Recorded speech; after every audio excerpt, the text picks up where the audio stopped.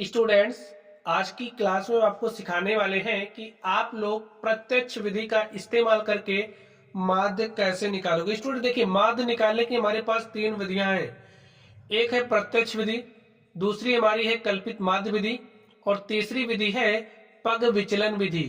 तो आज की क्लास में आपको सिखाएंगे कि आप लोग प्रत्यक्ष विधि का इस्तेमाल करके माध्य कैसे निकालोगे। और ये जो आपकी प्रत्यक्ष विधि है ये कब इस्तेमाल की जाती है, आप लोग इसको भी समझिए। देखिए, यहाँ पर ये जो हमारा डाटा है, ठीक है, ये आपका आंकड़ा ही दिया गया है। तो इसमें ये आपका वर्ग अंतराल है, ये जो आपका अंतराल है, और ये आपकी बारंबारता है। ये जब छोटे छोटे होते हैं, ठीक है, इनका मान बहुत ज्यादा बड़ा नहीं होता है, तो आप लोग प्रत्यक्ष विधि का इस्तेमाल करते हो।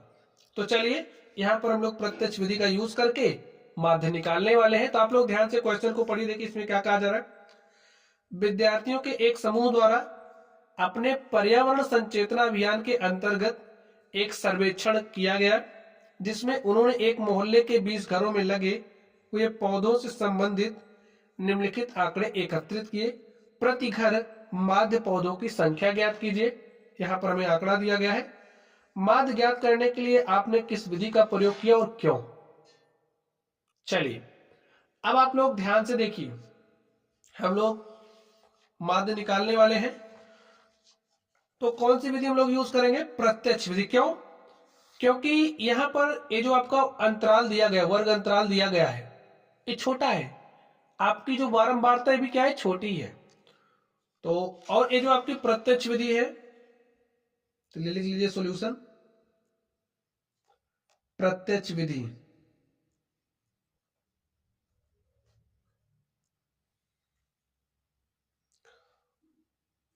और स्टूडेंट्स, ये जो विधि है, इसमें माध्य निकालने का जो हमारा फॉर्मूला क्या होता है, summation F I X I upon में समेशन एफ आई।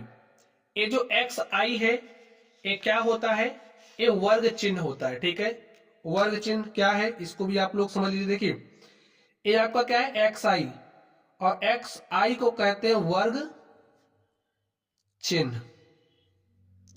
और ये जो वर्ग चिन्ह है, इसके मान को आप लोग कैसे निकालोगे? तो इसको निकालने का हमारा फॉर्मूला होता है X I is equal to होता है ऊपरी सीमा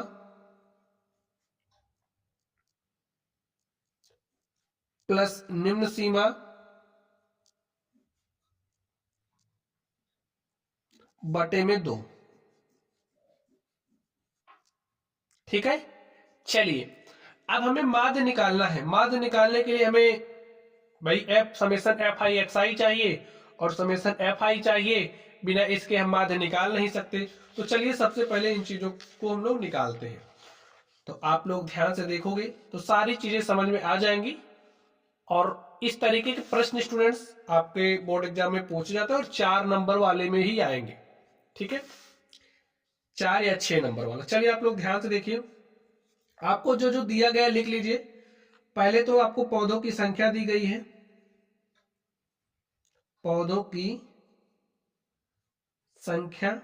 एक आपको टेबल बनाना पड़ेगा ना, तो टेबल बनाइए। और क्या दिया गया, घरों की संख्या, घरों की संख्या। अब ए आपका क्या है, ए आपकी बारंबारता है। 0 से 2 पौधे वाले घरों की संख्या कितनी है, 1 है। एक घर ऐसा है जिसमें 0 से 2 पौधे हैं, तो लिखिए 0 से 2। 2 घर ऐसा है जिसमें 2 से 4 पौधे हैं, तो 2 से 4 पौधे वाले घरों की संख्या कितनी है, 2 है। चलिए आगे देखिए, 4 से 6, 4 से 6 पौधों की संख्या कितने घरों में है, 1 घर में। लिख लीजिए, इसी तरीके से आप राइट कर लीजिए। 6 से 8 5 है, 8 से 10 6 है, और 10 से 12, 10 से 12 आपका कितना है, 2 है। 10 से 12 2 है, और 12 से 14 3 है।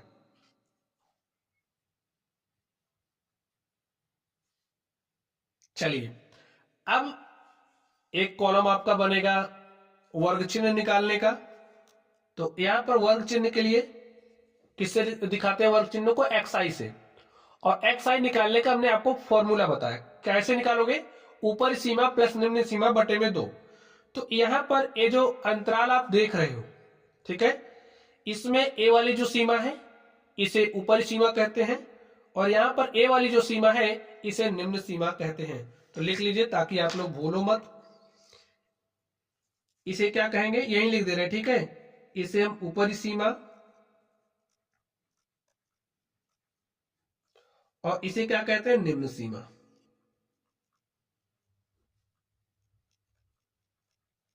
यहां पर अब आप बताइए, ए आपकी निम्न सीमा, ए ऊपरी सीमा, निम्न सीमा, ऊपरी सीमा, निम्न सीमा, ऊपरी सीमा। अब आपको कोई कंफ्यूजन नहीं है ना निम्न सीमा और ऊपरी सीमा में?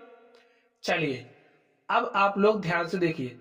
अब आपको एक्स आई निकालना है। एक्स आई कैसे निकालोगे? फॉर्मूला आपने सीख ही लिया है। ऊपरी सीमा प्लस निम्न सीमा बटे में 2। तो 2 में जब आप 0 को जोड़ोगे तो आपको कितना मिलेगा?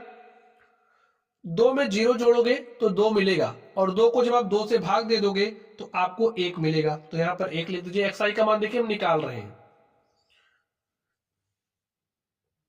आगे ध्यान से देखिए, 4 प्लस 2 करोगे कितना हो जाएगा? 6। और 6 को जब आप 2 से भाग दोगे तो आपको कितना मिलेगा? 3। यहां पर देखिए 6 में 4 जोड़ोगे हो जाएगा 10, और 10 को 2 से भाग दोगे तो आपको 5 मिलेगा। 8 में 6 जोड़ोगे तो 8 6 होता है 14, और 14 को 2 से भाग दोगे तो आपको 7 मिलेगा। 10 में 8 जोड़ोगे, 10 8 होता है 18, और 18 को 2 से भाग दे दोगे तो आपको 9 मिलेगा। 12 में 10 जोड़ोगे, 12 10 22 होता है, और 22 को 2 से भाग दोगे स्टूडेंट्स आपको 11 मिलेगा।